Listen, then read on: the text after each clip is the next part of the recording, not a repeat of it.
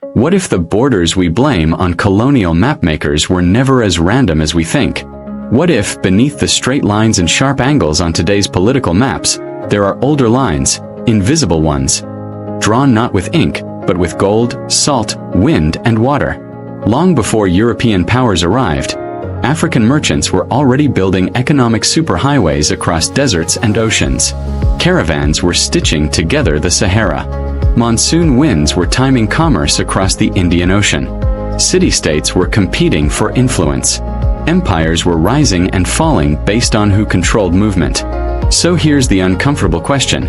Are today's alliances, trade corridors, and even conflicts really the legacy of colonialism alone, or are they the continuation of much older economic spheres of power? If we stripped away the modern country names and looked only at patterns of trade, language, religion, and commerce, would the map look so different? In this episode, we're challenging the idea of arbitrary borders and exploring a deeper possibility: that Africa's present geopolitical reality may be less about imposed lines and more about enduring networks. Because sometimes the most powerful borders aren't the ones drawn by empires. They're the ones created by markets. Now, let's begin in West Africa. Centuries before colonial administrators arrived with rulers and treaties, the Mali Empire had already built one of the most influential economic systems in the world. At its height in the 14th century, Mali controlled vast territories across what are now Mali, Senegal, Guinea, Niger, and beyond. But its real power wasn't simply territorial. It was logistical. Mali controlled the flow of gold from Bambouk and Beret. It controlled salt mines in the Sahara. It controlled the caravan routes that connected sub-Saharan Africa to North Africa and the Mediterranean world. Cities like Timbuktu weren't just cultural icons. They were financial and intellectual hubs plugged into global trade. When you look at modern West Africa, something fascinating appears. Trade still flows along many of those same corridors. Ethnic groups such as the Mande span multiple countries, yet maintain commercial and cultural ties that predate colonial borders. Regional cooperation frameworks today often mirror economic relationships that were centuries in the making. Even instability in the Sahel frequently aligns with these historic transit routes. Control of movement.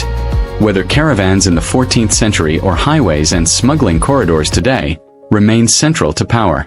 In other words, some of the geopolitical friction we see today sits directly on top of ancient economic arteries. Now let's shift east, to the coastline of the Indian Ocean.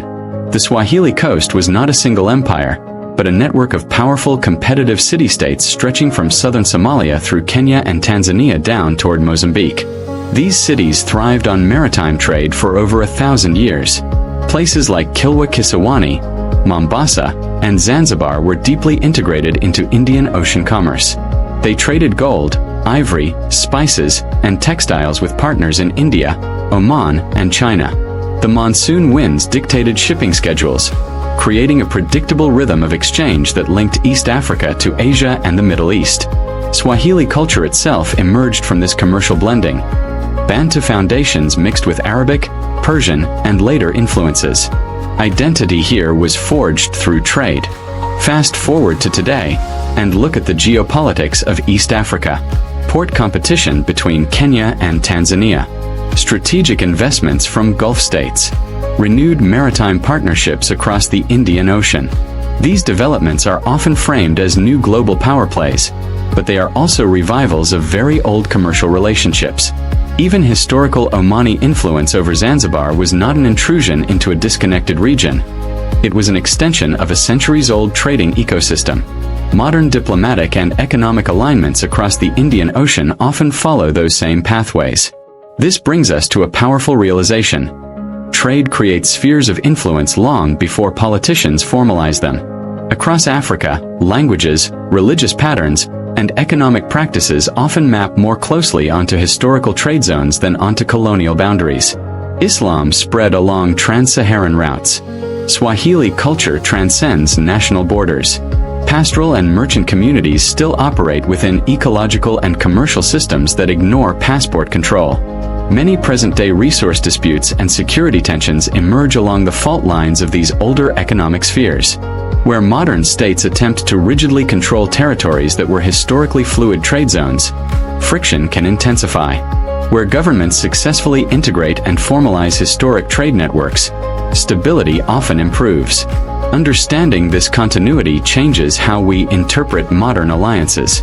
It suggests that political stability in several regions is deeply connected to how well governments manage traditional trade relationships rather than suppress them.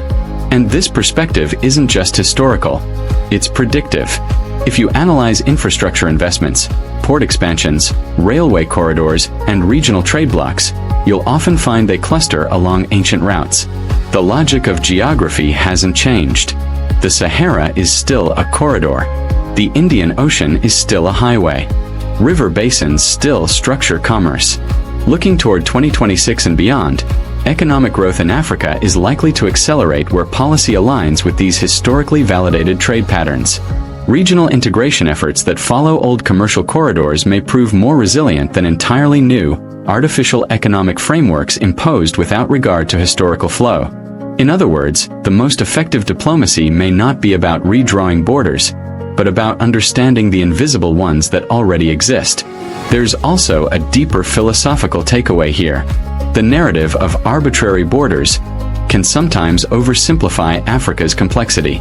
While colonialism undeniably disrupted and reshaped societies, it did not create Africa's geopolitical logic from scratch. It intersected with, distorted, and sometimes froze pre-existing economic systems. What we see today is layered history. Ancient trade networks, imperial expansions, colonial restructuring, and modern nation-building all interacting at once. So when we examine a conflict zone, a trade agreement, or a strategic alliance, we should ask, what older economic story lies beneath this headline? Because beneath the modern map lies another map, one drawn by caravans crossing the Sahara, by merchants negotiating in coastal stone towns, by sailors reading the monsoon winds. Those networks shaped identities. They shaped loyalties. They shaped power. And in many ways, they still do.